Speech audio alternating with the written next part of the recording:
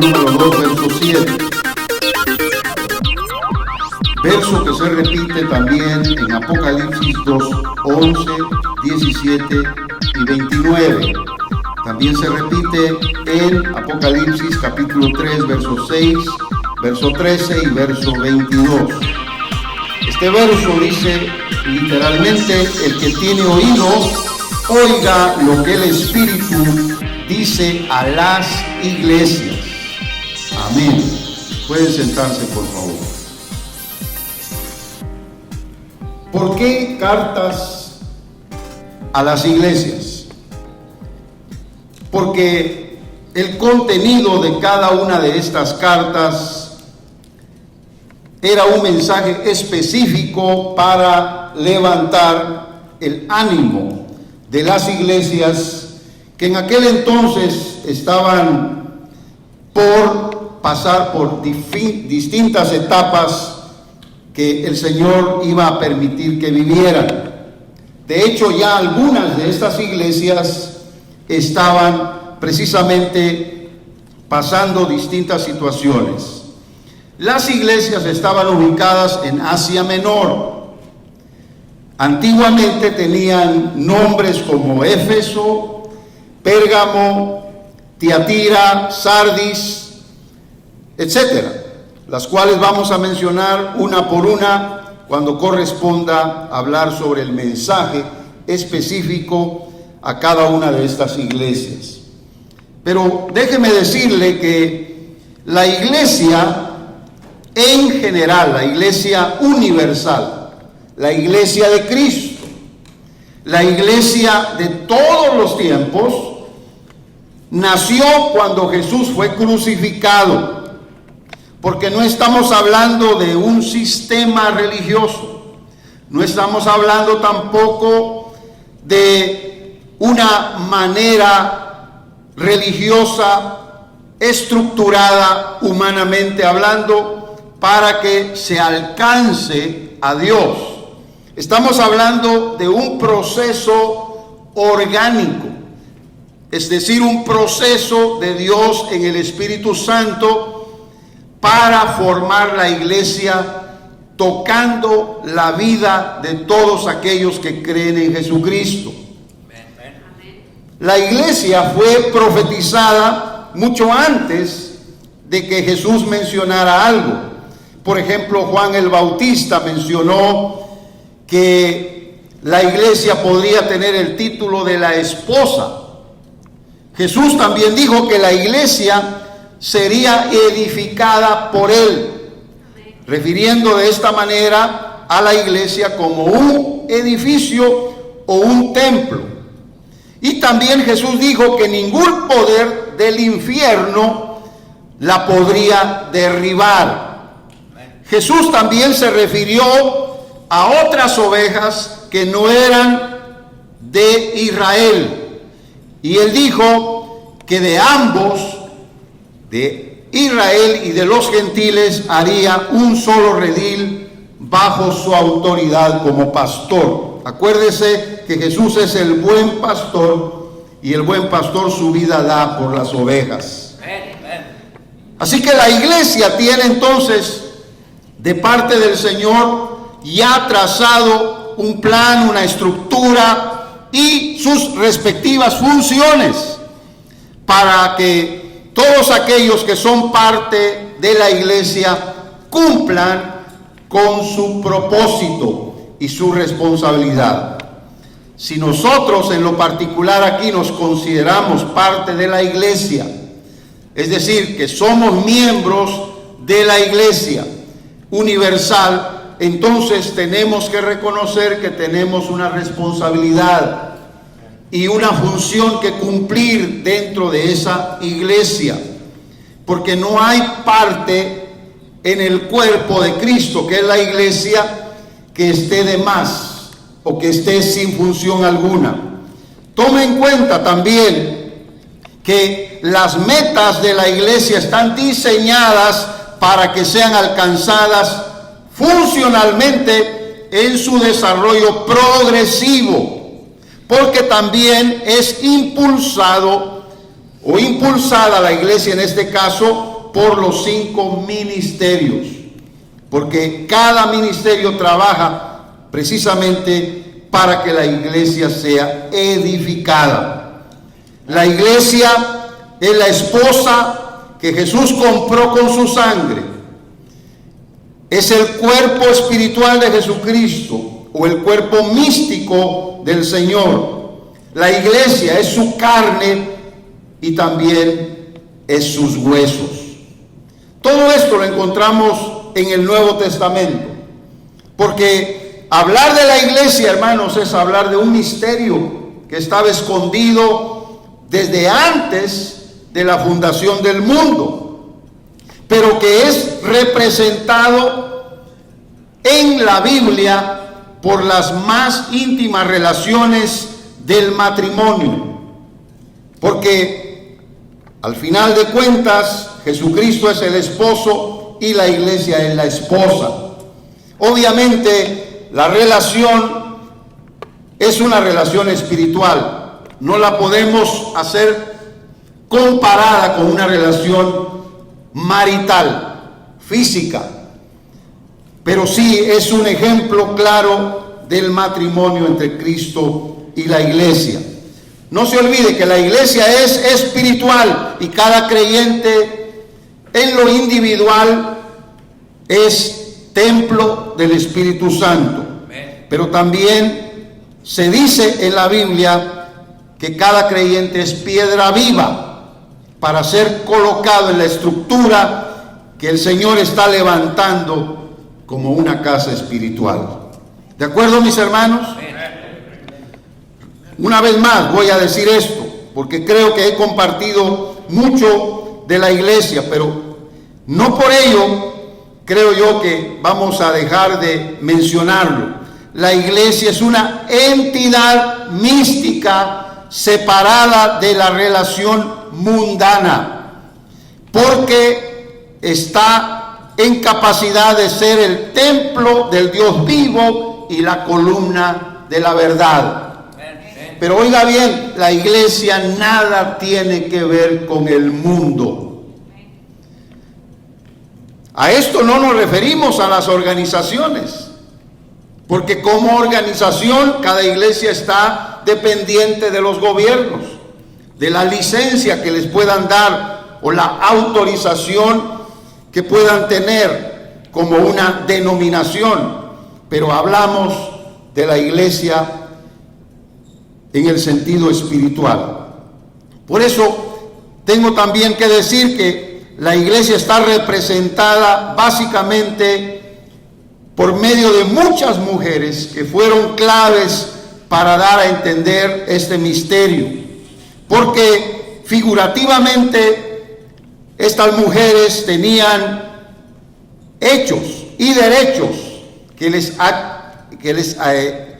traía por supuesto una responsabilidad dentro del contexto de la relación con su esposo, pero ellas representan a la iglesia. Hay muchos ejemplos de eso en el Antiguo Testamento. Ahora, el tema de las 7 iglesias del Apocalipsis, se encuentran pautas importantes para estudiar el recorrido de la única iglesia mística en la historia. Desde que Cristo murió, óigame bien, desde que Cristo murió hasta el día de hoy, la iglesia es una.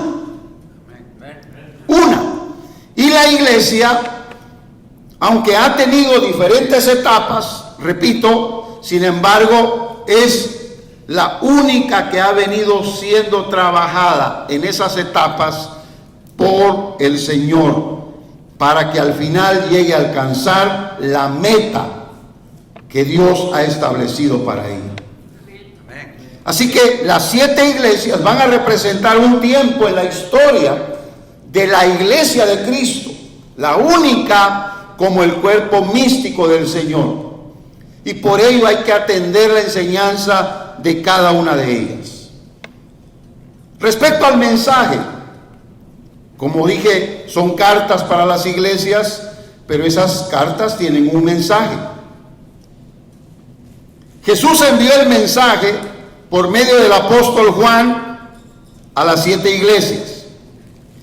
Pero la cualidad de cada mensaje, oiga, se ve bosquejado en las características que son similares en cada una de las iglesias.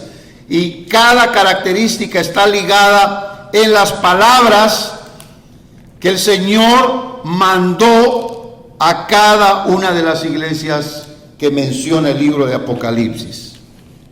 Amén. Como Jesús es el que da el mensaje, Él se presenta a sí mismo como cada iglesia tiene que conocerlo. Y también de la manera en que cada circunstancia esté sucediendo en cada una de estas iglesias. Así es como cada iglesia debe conocer al Señor. Mi pastor siempre decía que en cada congregación prácticamente hay representantes de cada una de estas 7 iglesias. Algunos tienen las mismas características y viven las mismas circunstancias que vivieron los de esa iglesia en aquel entonces y que ahora se repite en cada uno de los creyentes. Porque así es el mensaje del Señor. Él conoce todas las cosas y sabe claramente cómo poder hablar al corazón de cada uno de sus hijos.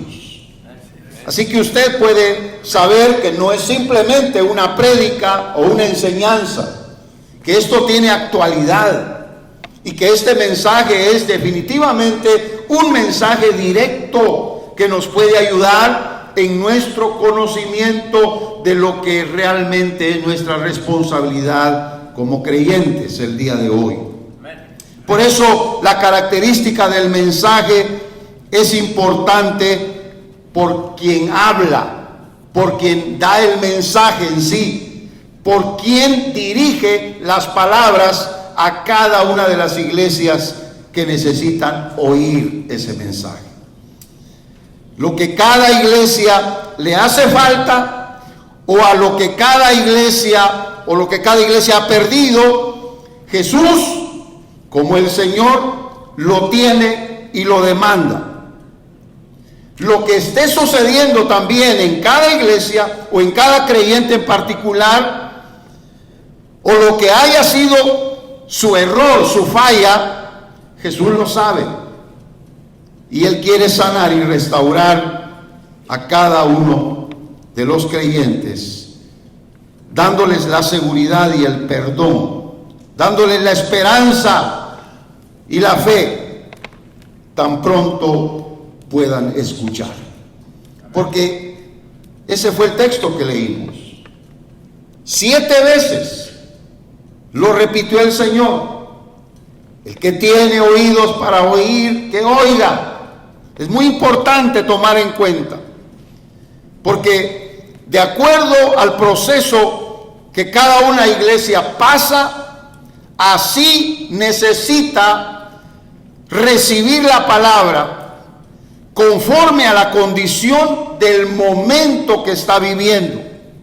Así es como viene el mensaje que le corresponde a cada una de las iglesias, porque el Señor sabe de qué tenemos necesidad. El problema siempre no está en que Dios no hable, sino el problema está en que la iglesia muchas veces no escucha. El problema no está en que el Señor no tenga palabras para cada uno de nosotros. El problema está en que cada uno de nosotros cierra su oído. Por eso la experiencia que tenemos que llevar después de un servicio es: ¿qué puso el Señor en tu corazón cuando habló, cuando se dio la palabra, cuando se leyó la Biblia? Hay algo que tal vez tú no lo hayas entendido y el Señor te lo está recordando. Eso es lo que hay que tomar en cuenta. Porque el mensaje de Jesús a cada una de las iglesias también trata de un examen meticuloso para que la iglesia que tiene que despertar, la iglesia que tiene que tener una reacción positiva inmediata, lo tenga, lo experimente y así reciba de parte del Señor lo que Él tiene para esa iglesia. Amén. Le voy a dar los datos generales del mensaje.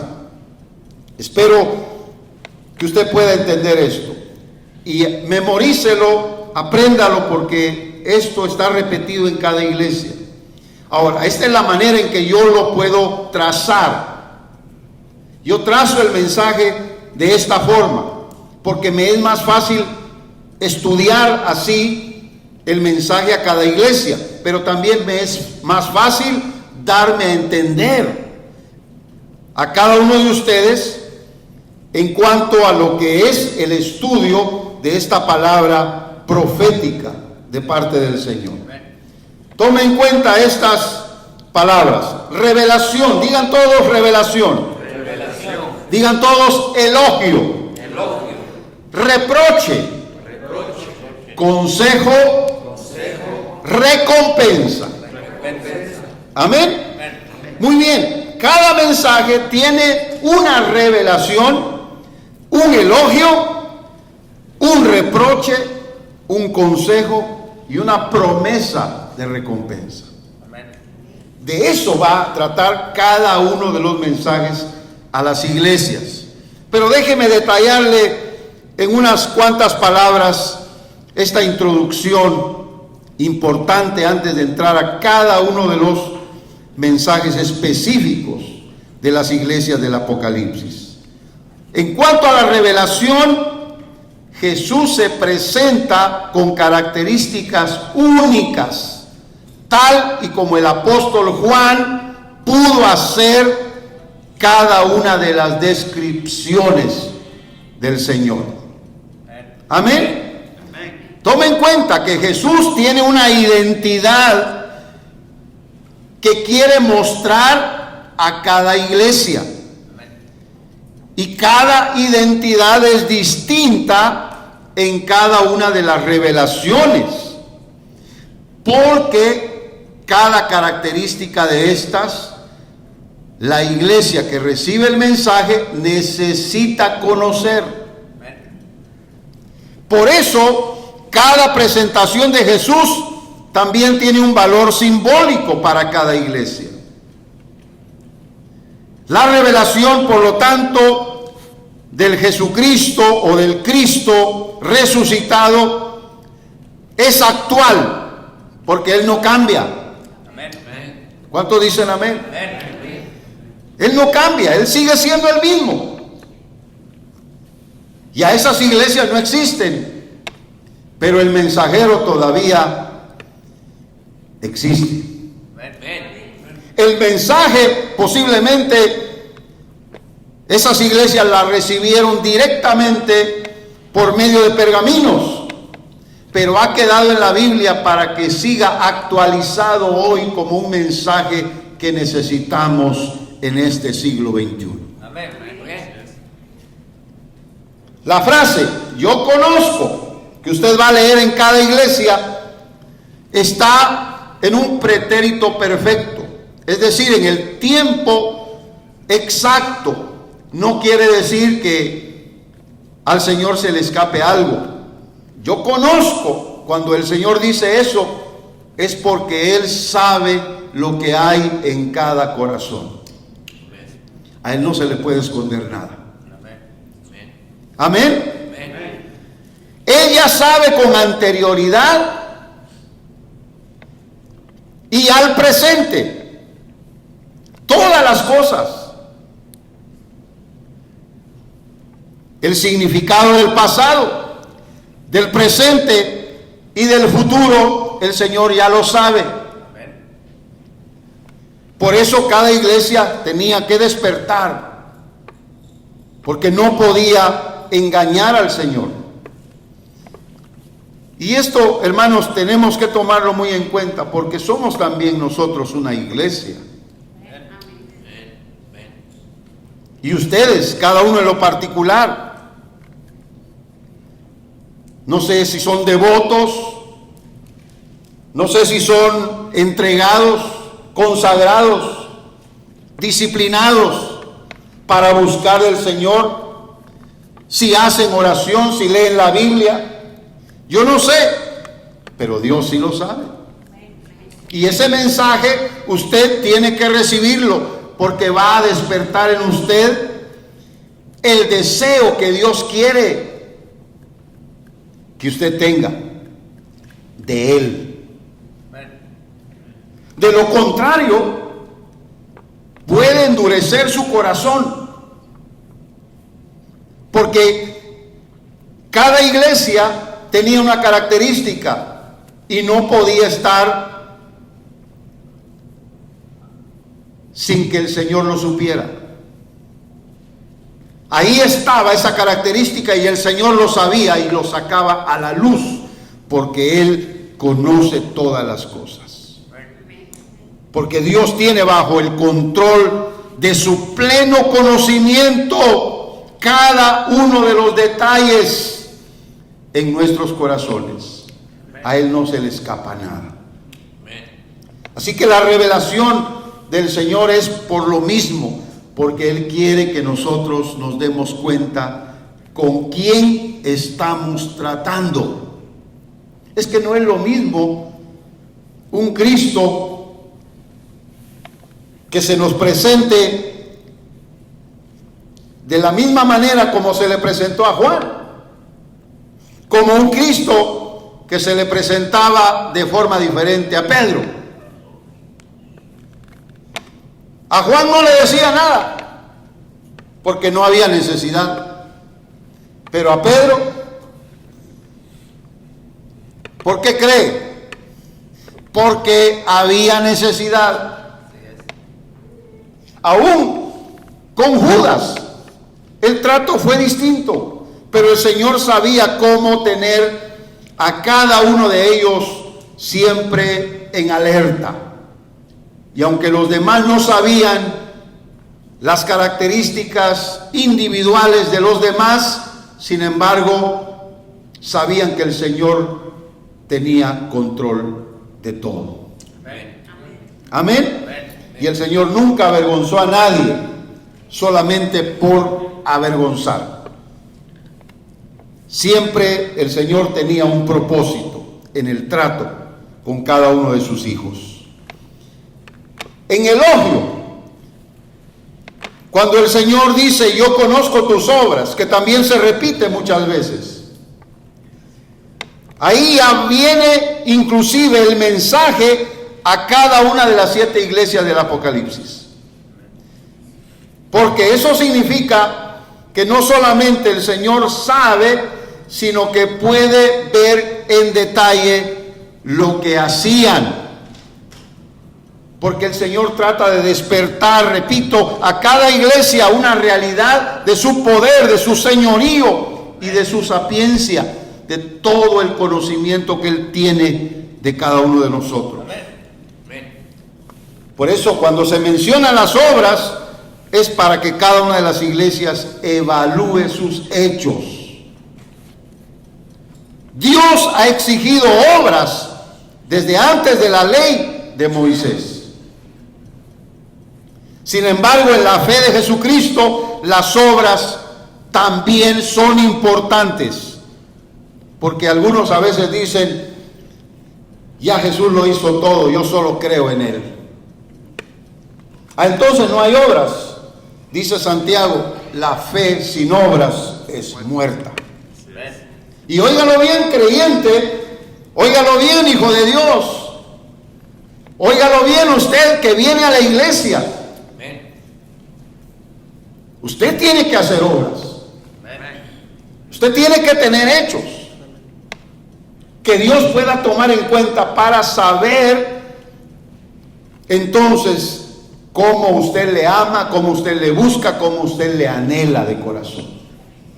Si no existen esas obras, posiblemente no vayan a haber mensajes que le puedan cambiar. Porque sería como hablar otro idioma. Y usted otro idioma que no conozca no lo va a entender. El Señor habla, y habla en el idioma claro que los que le creen entienden. Pero es porque están activos en su fe. Si me doy a entender, hermanos, usted sabe que somos seres inteligentes. Y que si el Señor está vivo y es el Señor de nuestra fe, por el cual hemos creído y tenemos la promesa de la vida eterna, entonces tenemos que estar alertas de mantener una relación con Él. Amén. Amén. Amén. ¿Se recuerda de Marta y María? Amén. Las obras de Marta eran importantes, pero había un tiempo para todo. Amén. El tiempo que María escogió para escuchar al Señor fue el tiempo más importante que Marta desperdició. Que no seas hallado como un hijo, como una hija pródiga, que teniendo al Señor y aprovechar de su presencia, estés indiferente y vivas como que si ya lo tienes todo por merecido. Y eso no es así. Hay cosas que tenemos que ganar. Hay cosas que tenemos que poseer. Y que el Señor lo tiene para nosotros. Pero tenemos que buscarlo. Y mientras más cerca estemos de Él, mejor vamos a entender lo que Él quiere de nuestra vida. Por eso hablar de elogio es hablar de lo que el apóstol Santiago dice, porque como el cuerpo sin espíritu está muerto, así también la fe sin obras es muerta. Santiago 2:26. Amén. Es decir, el elogio viene por causa de lo que hacemos. Si alguien no hace nada, ¿de qué lo van a elogiar? ¿De qué lo van a alabar? No van a decir nada bueno de nosotros si estamos inactivos, si estamos sin hechos, sin obras. Claro, la salvación es por gracia en la fe de Jesucristo y no es por obras. No obstante, las obras son tomadas en cuenta para que según lo que cada uno haga, así también sea premiado cuando Jesucristo nos llame a dar cuentas.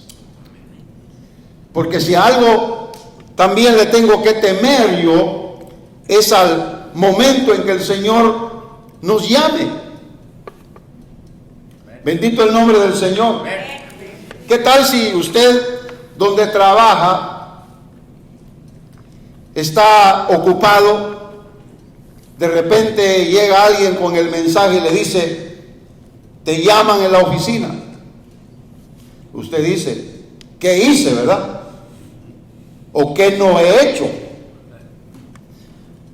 Y obviamente eso ya nos pone en duda, ¿verdad? ¿Qué será? ¿Qué me van a decir? ¿Me explico? En algún momento nosotros nos ponemos a pensar quizás lo peor. Peor si me van a despedir. Peor si hice algo, no peor, ¿verdad? Peor si hice algo que no satisface las reglas de la compañía donde estoy. Y usted llega y por supuesto lo sientan y le dan el mensaje. Pero voy al hecho de que nos preocupa en algún momento. Y déjeme decirle, nosotros vivimos en esta tierra muy campantes a veces, pensando que no nos van a llamar a pedirnos cuentas.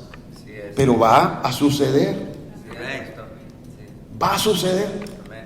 Así que tenemos que estar conscientes que Dios evalúa la realización de la obra y la intención con la que fue hecha. Acuérdese, Señor, pero si en tu nombre echamos fuera demonios, en tu nombre sanamos enfermos, muchas obras evangelizaron, predicaron, liberaron, hicieron milagros. Pero al final el Señor dice, no los conozco. No sé quiénes son ustedes. En otras palabras, nunca los envié. Yo nunca los respaldé.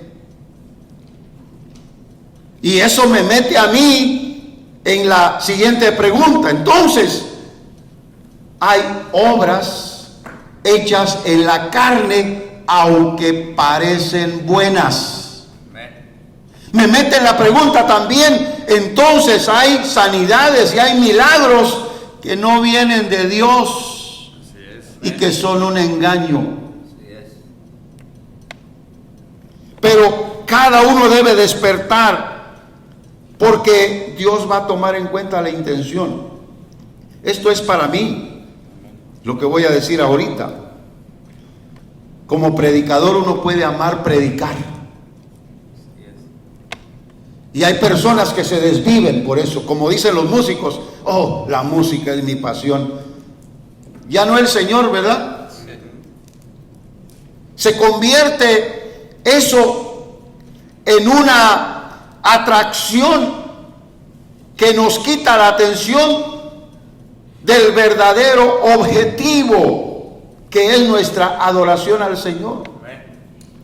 Puede uno amar el ministerio, la ocupación en el ministerio, la predicación, el conocimiento, puede amarlo uno. Pero, ¿y el Señor qué? El Señor debe ser el primero. Por eso les decía a los que vinieron anoche, la teología es el estudio de Dios.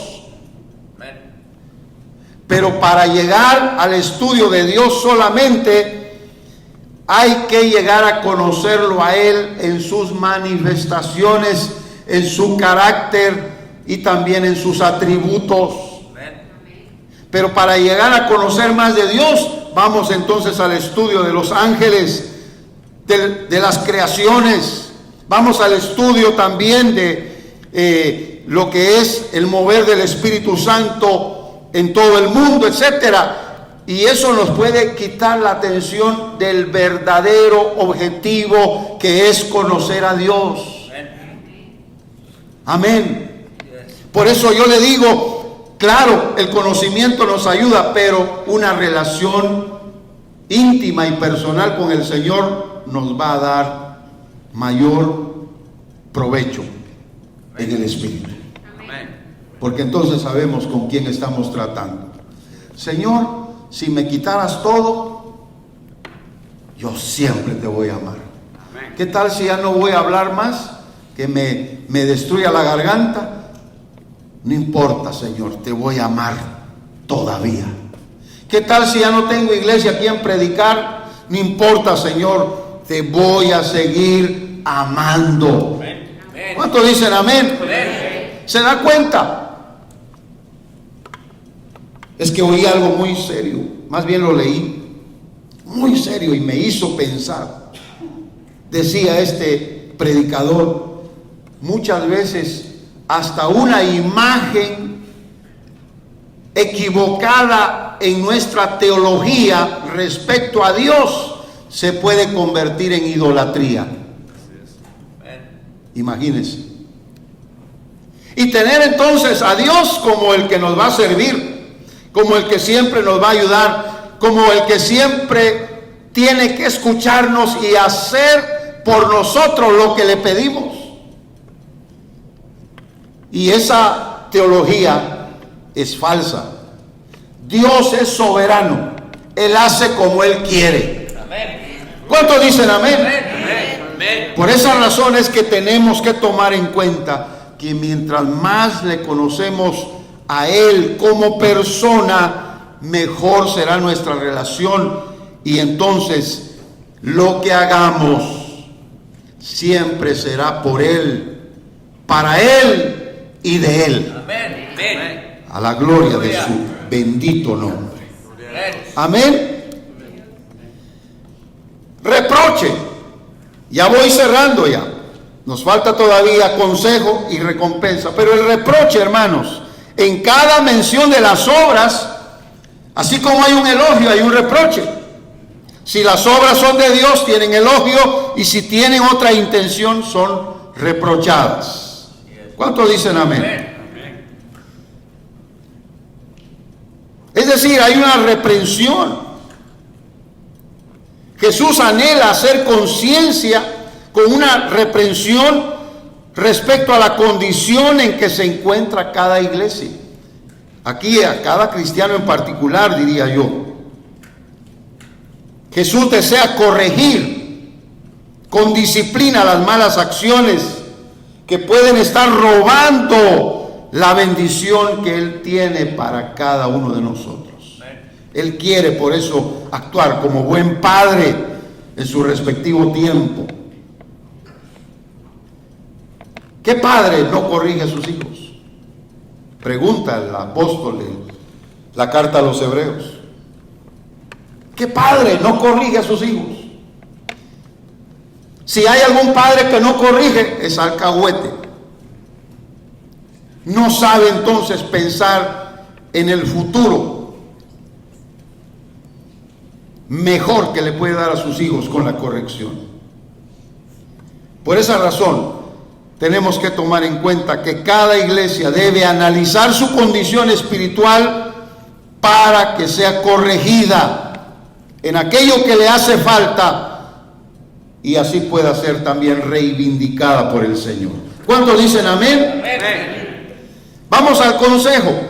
Cada carta va a tener un consejo, porque Jesús va a impartir sabiduría en el consejo a cada una de las iglesias, con los pasos respectivos que debe seguir cada iglesia para que entonces sea corregida.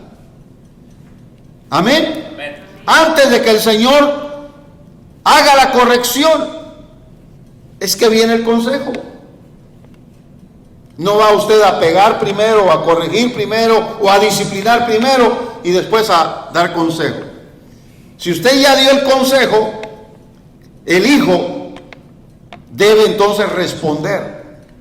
Si responde en desobediencia, entonces necesita la corrección. Y así actúa el Señor con nosotros.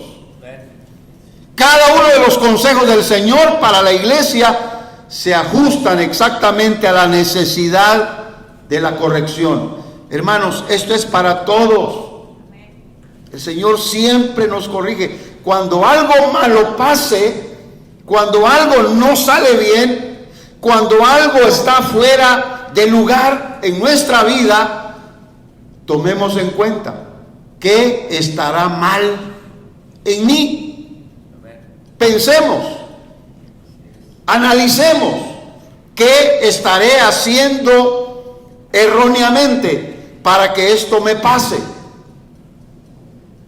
El Señor va a tomar en cuenta nuestro análisis, porque también el Señor no pondrá mayor carga que la que podamos soportar.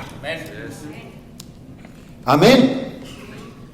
Por eso le digo que cada uno de los consejos del Señor que se ajustan a cada necesidad es porque el Señor a cada una de las iglesias les quiere dar la palabra, la exhortación, el consuelo y el arrepentimiento que necesitan.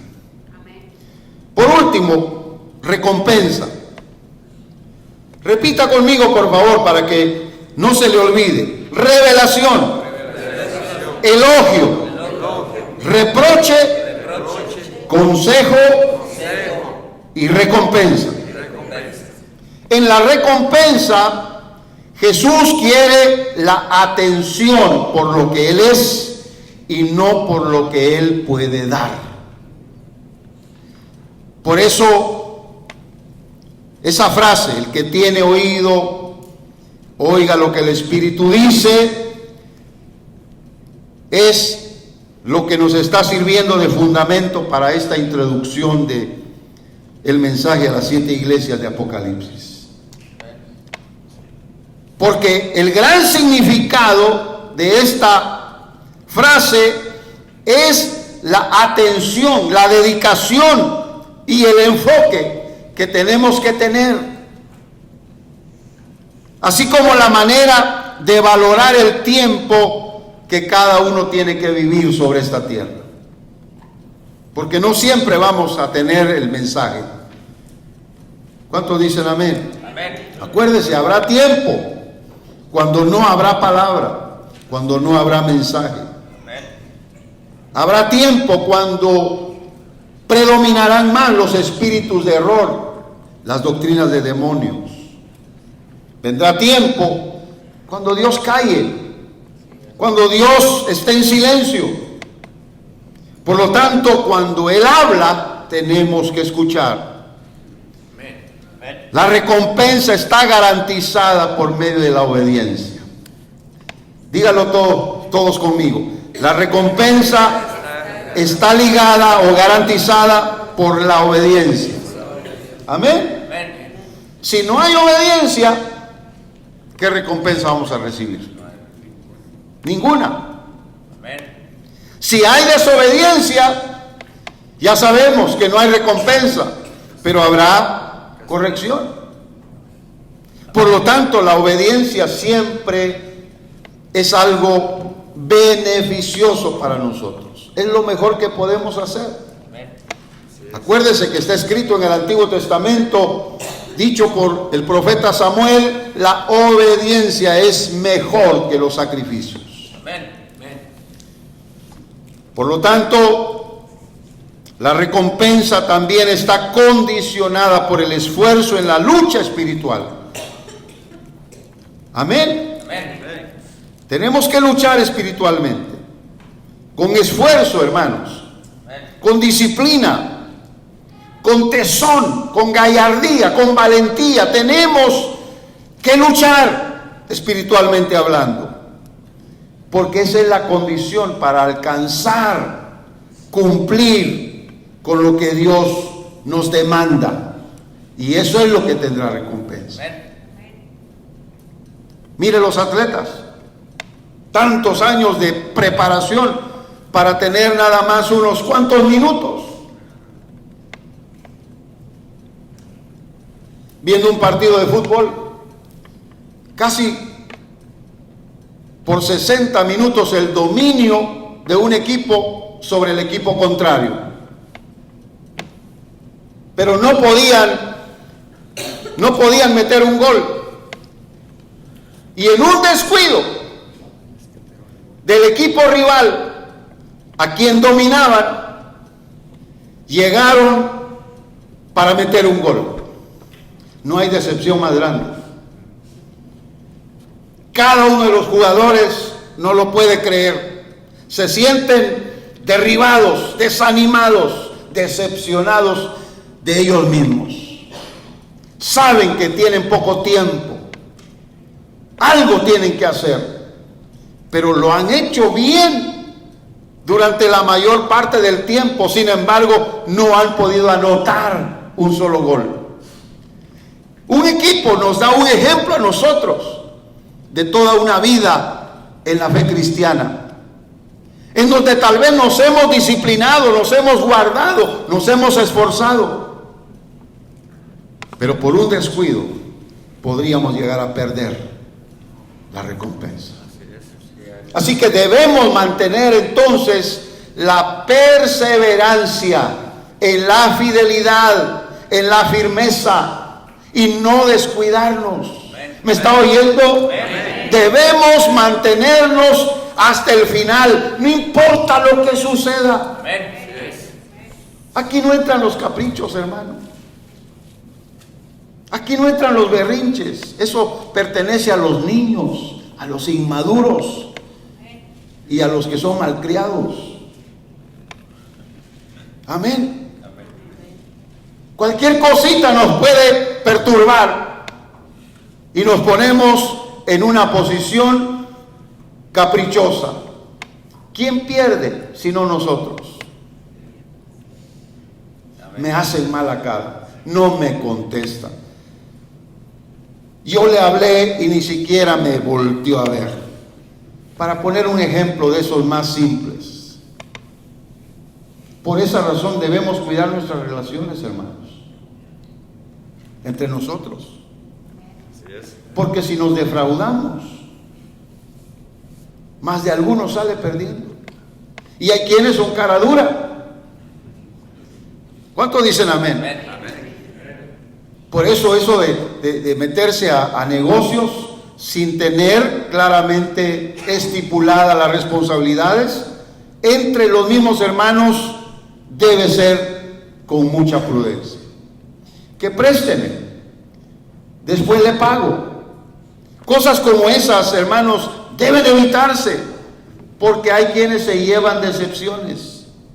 No por estar todos en una misma congregación, en una misma iglesia, vamos a caer en el error de no compensar las relaciones con un debido respeto y responsabilidad. Por eso muchas veces usted debe consultar y pedir consejo.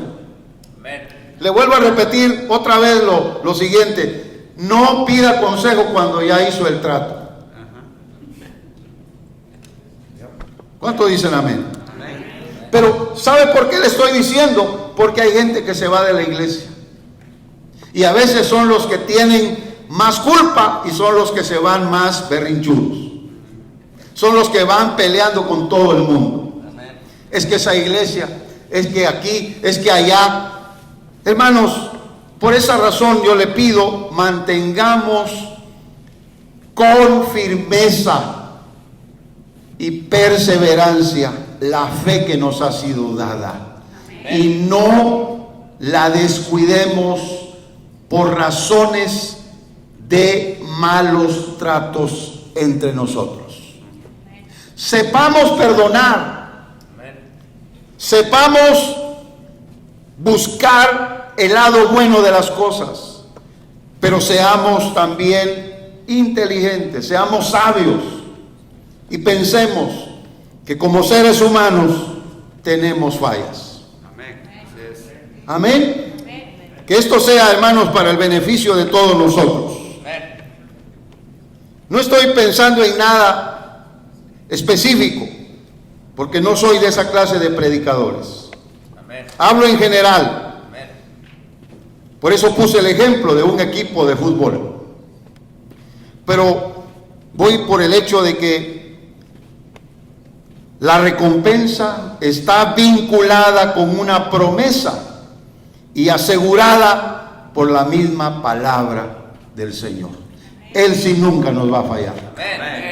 El trato salió de Él y Él está comprometido a cumplirlo y Él no falla.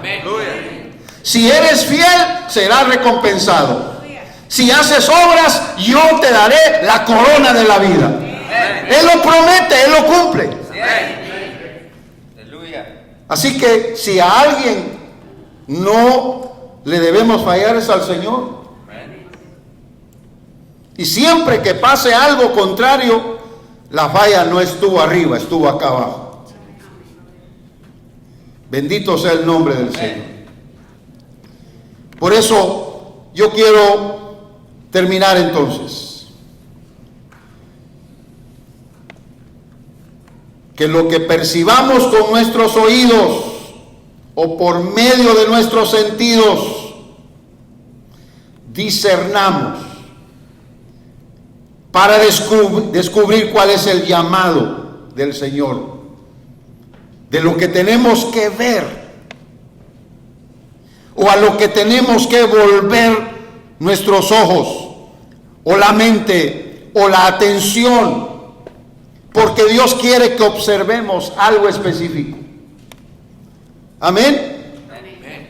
Percibamos nuestros sentidos, sepamos oír, sepamos ver.